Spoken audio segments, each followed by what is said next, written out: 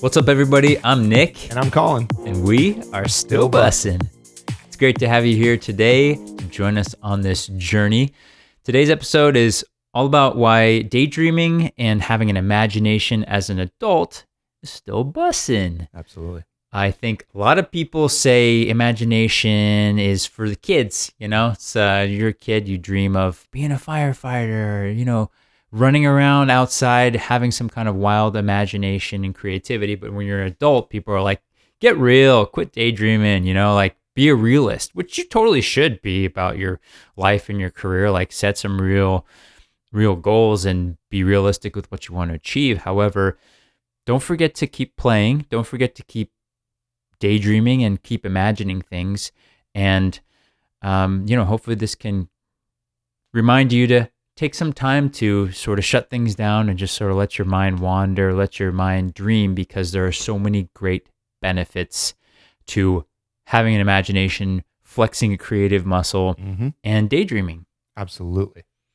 And it might be hard for some people. We should clarify that, we grew up doing kind of artistic stuff with cameras. And so it came very naturally to us because it was implemented at a young age.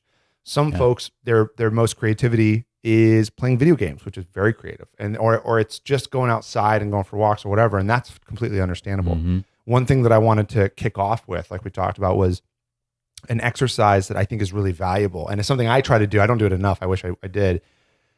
And there's a principle in improv called yes and it's funny because I realized we talked about in previous episodes the Tai Chi Ono 5 whys questioning, right? To solve problems. This is almost like the creative proxy of that, which is yes and is this kind of infinite sprawling idea of in improv, if you come up with an improv situation and you go, my mug is full of gasoline, my job in the yes and situation is to take your concept, not shut you down and go, no, it's not.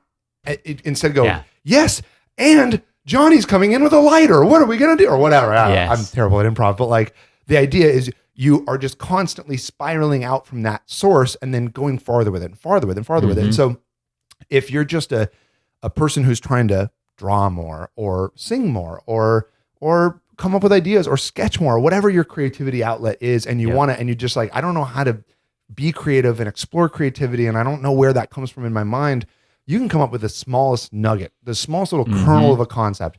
A squirrel who's allergic to nuts, right? Amazing. Yes, and he works at a acorn manufacturing company. Yes, and he's the product tester. Yes, and you just kind of keep going, and you spiral out of control from there, and you can be as silly as that linear string that I just came up with, or yes, and he also is best friends with a dragon. Yes, and he likes wakeboarding on the weekends. You don't have to be linear, and just that idea of getting out of your head and allowing yourself to come up with ideas that may not work or may not make sense, at least frees you to realize they don't have to work or make sense. They don't even have to be linear or intelligent or funny. They can just be something unique, and then you're opening up those neurons in your brain to go nuts, guys. Totally. Feel free to just start thinking of things, and then that's where the good stuff happens.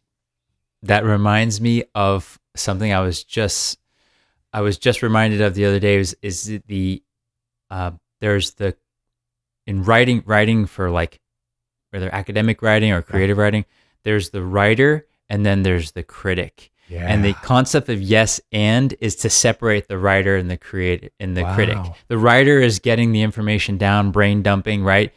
And then there's later critique it and kind of chop it down.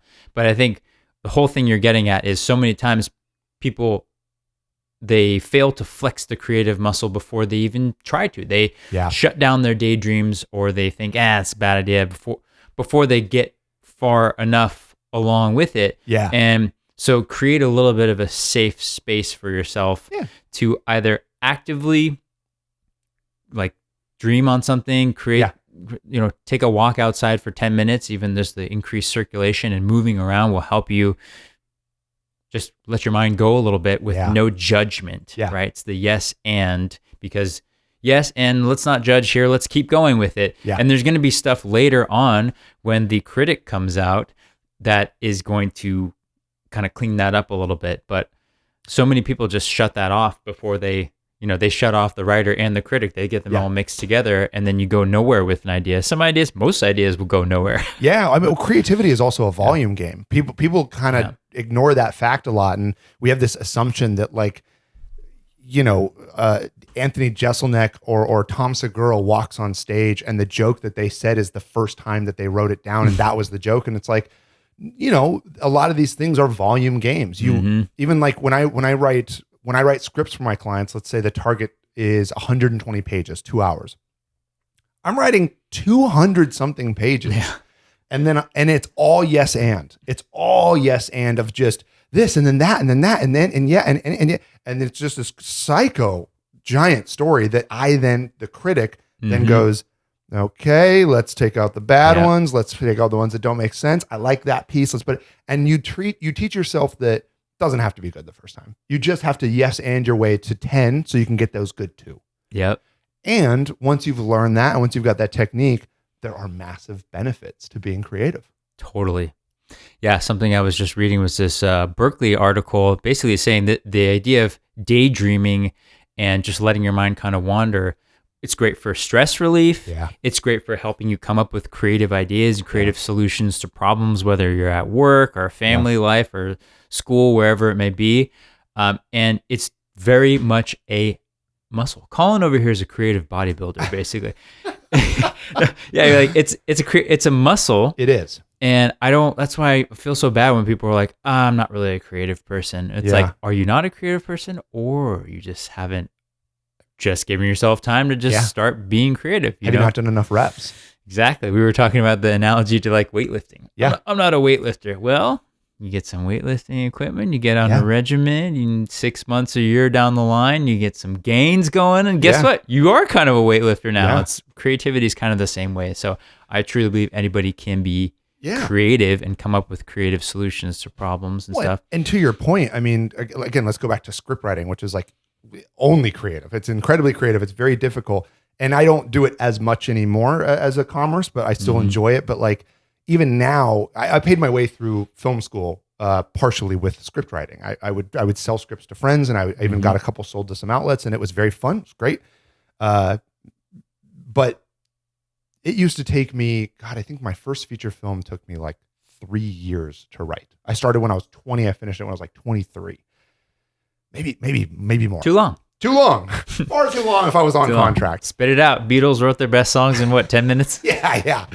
But also going back to the muscle thing, it is a reps process. And I just allowed myself, because again, we grew up in this kind of creative environment. I knew that eventually I'd get there as opposed to shutting myself down. So I just kept going. And there were a few times where I gave up and thought, you're not good enough. This is taking too long. This is bad, whatever. There's always that doubt. There always will be. You just yes and your way through it. But now, I got a contract for a feature less than a year ago. Draft one took me like maybe 60 days or 90 days. It was horrible, as all draft ones are supposed to be. Yeah. But it was me understanding. Jordan Peele has a phenomenal quote on this. He's the guy who was one half of Key and Peele. He wrote the movie Us and Get Out and Nope, and he's got a new one coming out soon. He was explaining the process, and he goes, your rough draft isn't even a draft. It's your sandbox draft. You're just loading sand in the sandbox to later make castles out of them, right? That's that volume game again. Yeah. You're just piling sand in the sandbox. Sounds like something a creative guy would say. Yeah, exactly. Very visual. You're just piling it in there because eventually you're going to mold it. But how can you edit something that doesn't exist? How can you whittle down volume that isn't there? And so it's really valuable to keep in mind that, like, yeah, you probably do suck right now. That is so okay, because you just, the same way that you were a terrible driver when you first got your license and are hopefully better now after years of practice and hit less people. Yeah, some people are.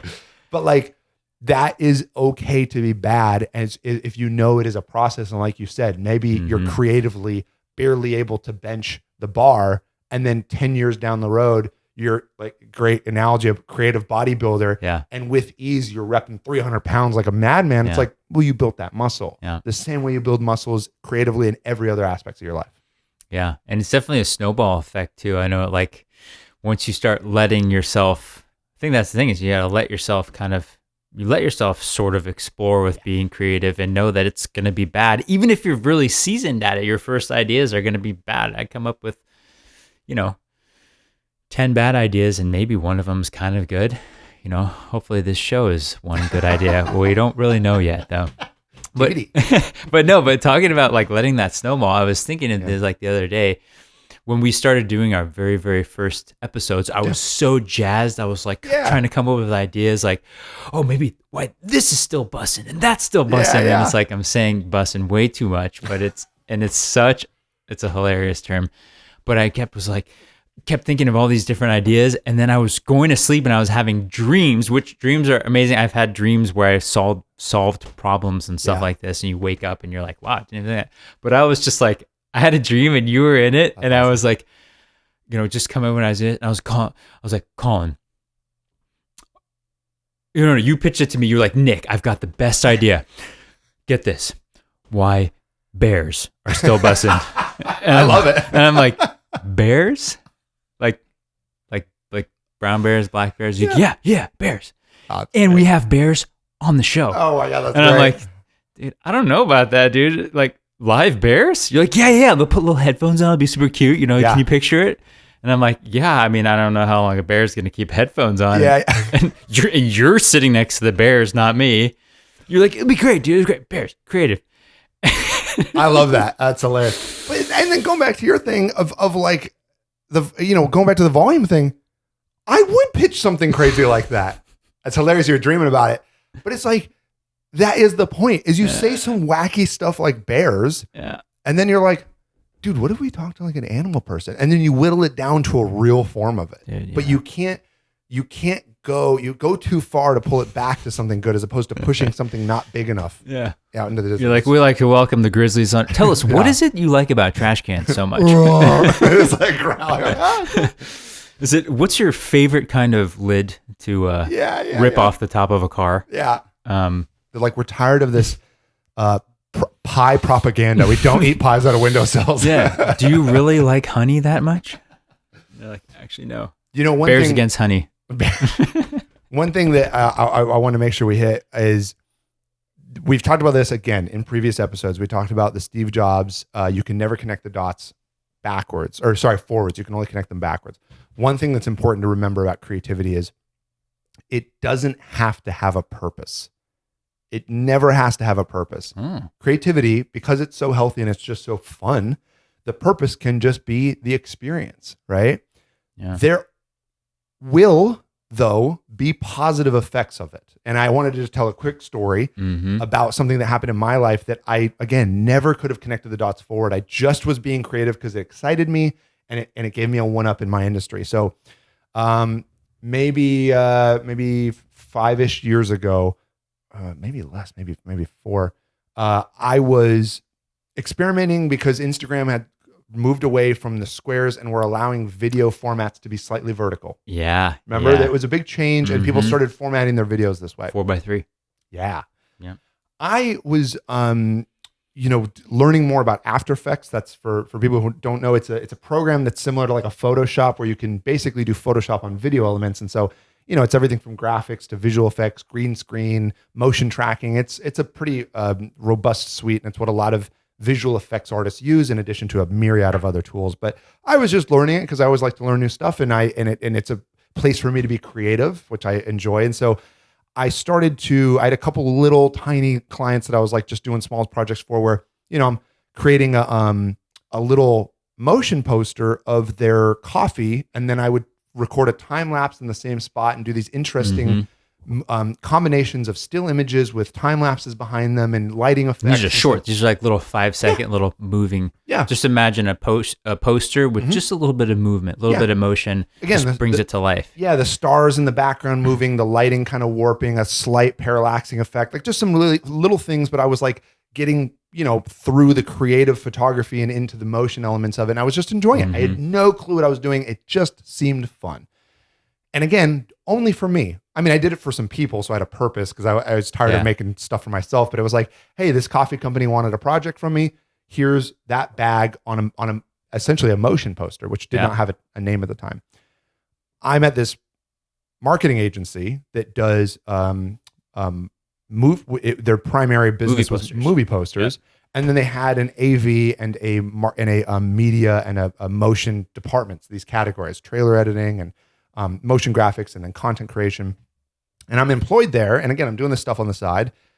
And then this motion poster thing, all the movie theaters across America start implementing LCD screens instead of those light boxes at the theaters. Oh, yeah. And they go, it'd be crazy. We should take the poster elements that we've already got, put that on the screen, yeah, and like warp some of the elements. Yeah. Right? So we're going to take this Photoshop file, animate some of the elements that aren't human. And again, it evolved now where like they actually, well, I'm getting ahead, but essentially this brand new thing that had been around for like 3 months because of just screwing around and having a blast.